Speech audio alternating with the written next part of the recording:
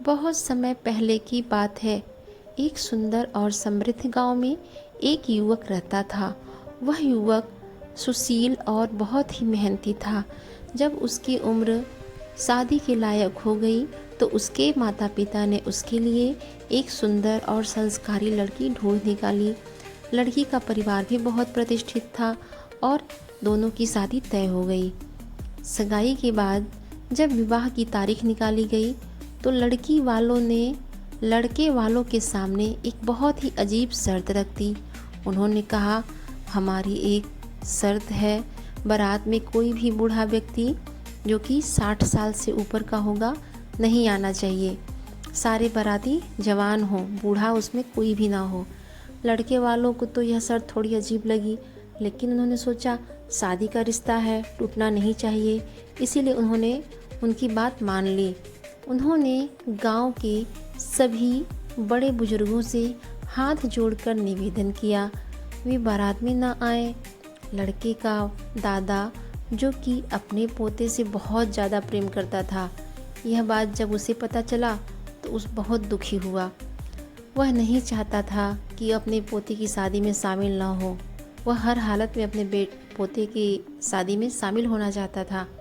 इसलिए उसने चुपचाप बारात के साथ जाने का निर्णय लिया और वह बहुत ही साधारण कपड़े पहनकर बिना किसी को बताए बैलगाड़ी के पीछे छिप गया। बारात बड़े धूमधाम से लड़की के गांव पहुंची। स्वागत सत्कार हुआ, ढोल नगाड़े बजे और रस्में शुरू होने लगी। तभी फिर से लड़की वालों ने एक और शर्त रख दी, जिसे सुनकर सभी आश्चर्यचकित हो गए। उन्होंने कहा, हमारी दूसरी शर्त यह है कि शादी तभी होगी जब आप लोग इस गांव की नदी में दूध की गंगा बहा दें। यह सुनते ही सारे बारातियों के चेहरे उतर गए। नदी तो बहुत बड़ी थी, उसमें दूध बहाना तो असंभव जैसा कार्य था। सभी हैरान थे कि अब क्या होगा।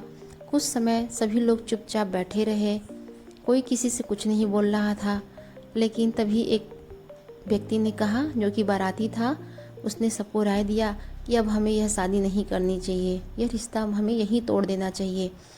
उसी समय दादाजी, जो कि छिप करके बारात में आ गए थे, वह सब सुनकर आगे आए और उन्होंने मुस्कुराते हुए कहा, यह कौन सी बड़ी बात है, आप लोग जाइए लड़की वालों से कह दीजिए हम दूध की नदी तो बहाने के लिए तैयार हैं, लेकिन वे लोग सारा नदी का पानी तुरंत खाली कर लें।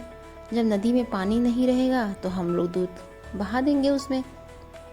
लड़के वालों ने दादाजी की बात को दोहराया और लड़की वालों के सामने कह दिया।